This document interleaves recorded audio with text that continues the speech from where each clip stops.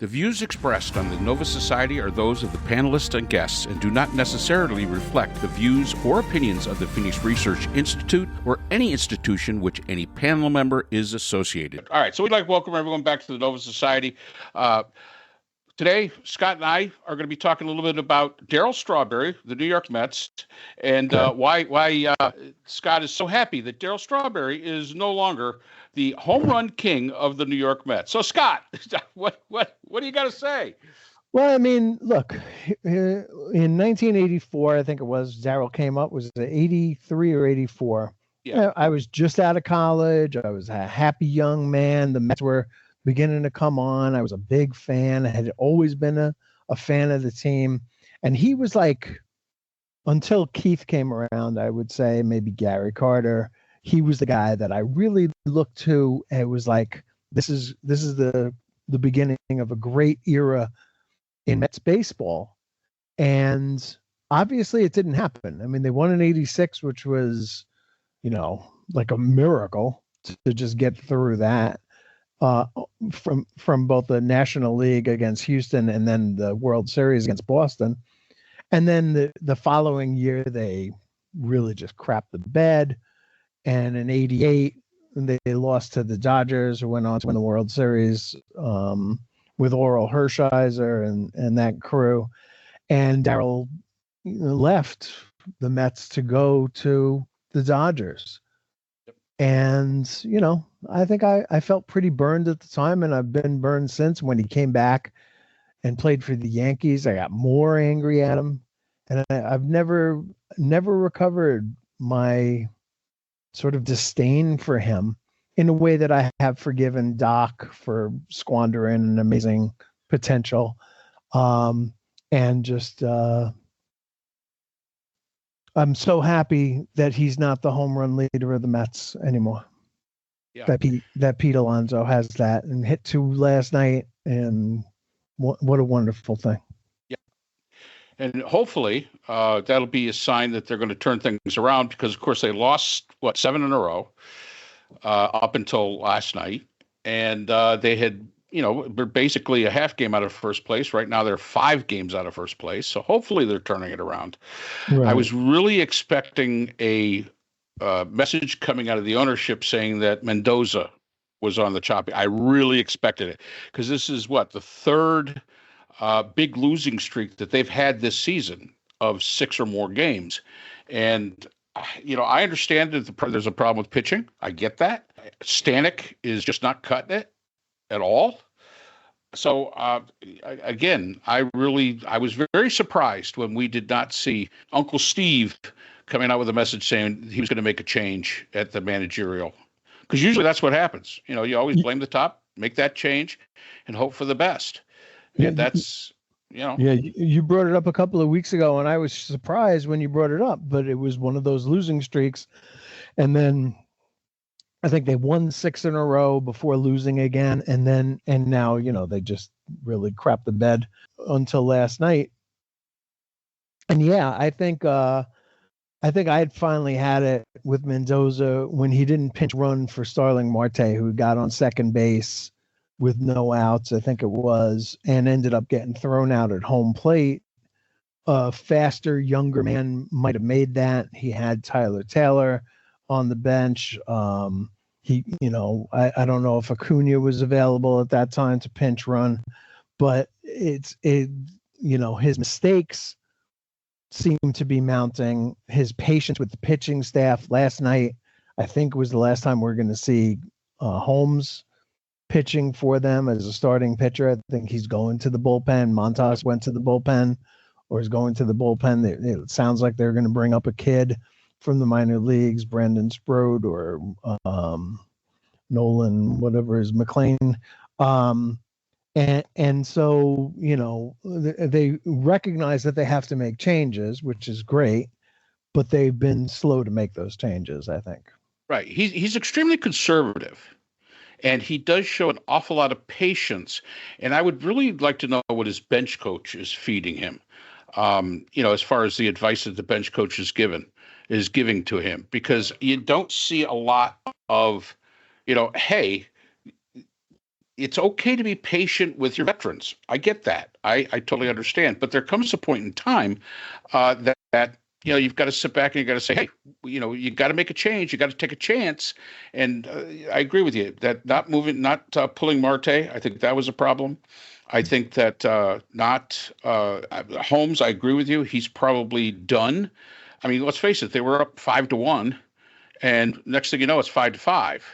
And I can imagine everybody at Citi Field was going nuts, figuring, oh, here we go again, because that's exactly what happens. Here we go again. And then, of course, the offense came through. And maybe shake up that lineup a little bit. I understand the way he's got it set up. And I know you want to put your high value players up, in the beginning of the lineup so they get a lot of, they get a lot of at bats more than if you put them at the bottom of the lineup. But that doesn't seem to be working out very well. I mean, maybe a shake up there would be a better idea. Maybe Lindor back leading off again instead of Nimmo.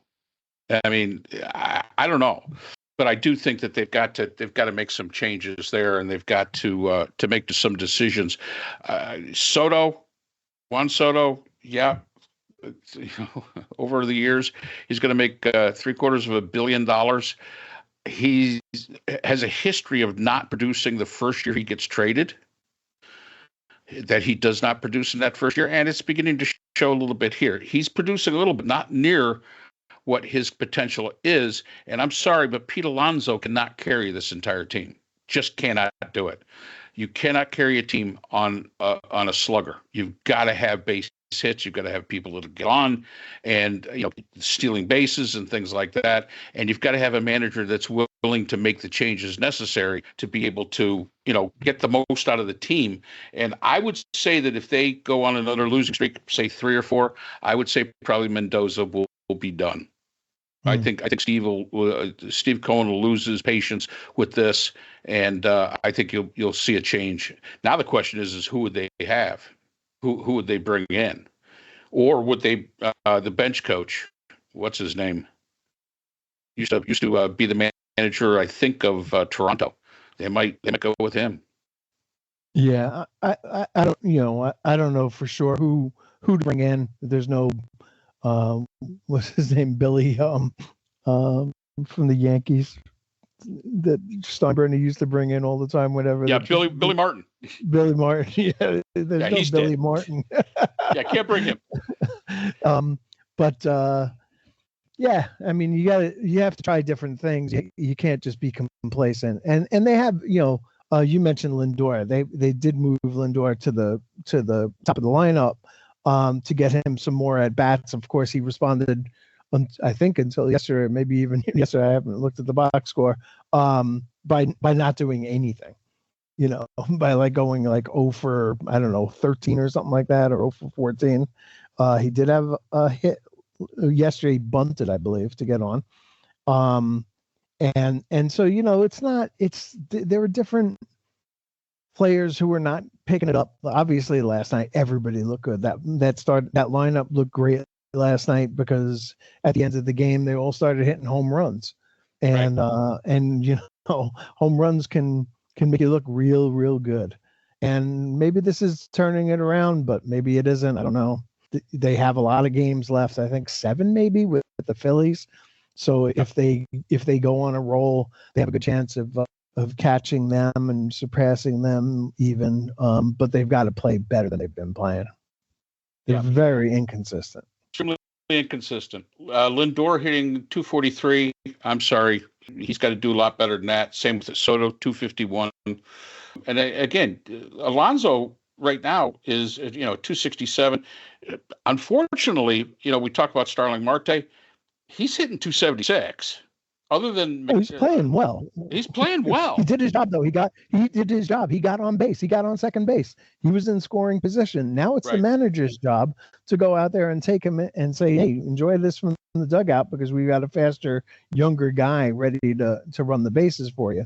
Right. And that's the manager's job. It's not Marte's. There's nothing wrong with him. I think he's really one of my favorites on this team, and he's a professional ball player who does his job pretty much all the time. I mean, he's getting a little bit older, but he really is. He really has been producing. And, I mean, not seeing Vientos, not seeing Mauricio, putting Beatty at second, maybe that's the way to go. I've gone back and forth on that so many times. I would be lying if I said I had a clue, because I don't. Who is going to do better there? I think it's just by feel or something like that. Just not but overall, I think, if they can start turning it around beginning last night, all will be forgiven quickly. Yeah, I totally agree. Absolutely. Yeah.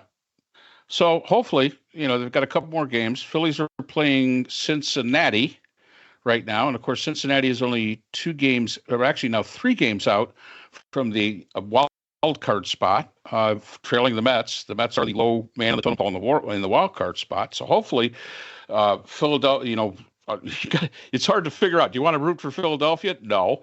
But Cincinnati, if the Mets lose, I mean, they start losing ground in the wild card. So we got to hope for Cincinnati and hope we continue to beat up on the Braves, which, let's face it, that's always fun when we can beat up on the Braves. Absolutely. And at home, we should be pretty good. I was looking at the stats for Holmes.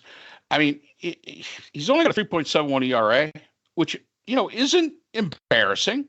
It's not embarrassing, but he walked 5 yesterday. He falls apart. He falls apart very, very quickly. He's got too many innings under his belt right now, and he was a closer last year. He used to come in and pitch 1 inning. Yep. Asking him to make this switch is a bit much, and he's done a pretty good job, but I think that's over. And I think Hagman did a very nice job yesterday. Yeah, very good. 4 innings, 5 strikeouts, 1 walk, no runs, no hits, no errors. Hey, you gotta love it. And got the save. Yep. Okay. Well, we'll close out this one. Steve Cohn, pay that man his money. That's right. He's earned it. Yep. Keep him on the team. Yep. So we will see what happens for the rest of the weekend, how the Mets do against the Braves, how the Phillies do against the Reds, and hopefully they can, make up some ground. But as Scott says, they still have 7 games against Philadelphia, and those are going to be a big 7 games. And of course, we'll be glued to the television set. Probably Scott will even be a couple of those games down at Citi Field. A little far for me to travel, so that's not going to happen. So anyway, thanks for joining us, and we'll see you next time. The Nova Society is a production of Nova Society Media, a division of the Phoenix Research Institute. We'd like to thank our production partners, Buzzsprout, who hosts the Nova Society, Audacity, our editing partners, Apple iTunes, the largest source of podcasts and music on the internet, Spotify, the most popular platform for the Nova Society, and iHeartRadio, your source for all things music and podcasting. The Nova Society is available on all of these and other quality platforms listed in our description. We'd also like to thank all of our listeners. Without your support, the Nova Society would not be possible. If you have a question or comment, we can be reached at nova.society.podcast@gmail.com. So for Dr. Brooklyn Ann Weldon, Dr. Scott Gershwer, and all of our production partners here at the Nova Society, I'm Dr. Mark Bound. Remember, the true power in society is knowledge. Thanks for listening, and we will see you again next time. Hi, everyone. This is JJ, the co-founder of Good Pods. If you haven't heard of it yet, Good Pods is like Goodreads or Instagram, but for podcasts. It's new, it's social, it's different, and it's growing really fast. There are more than 2 million podcasts, and we know that it is impossible to figure out what to listen to. On Good Pods, you follow your friends and podcasters to see what they like. That is the #1 way to discover new shows and episodes. You can find Good Pods on the web or download the app. Happy listening!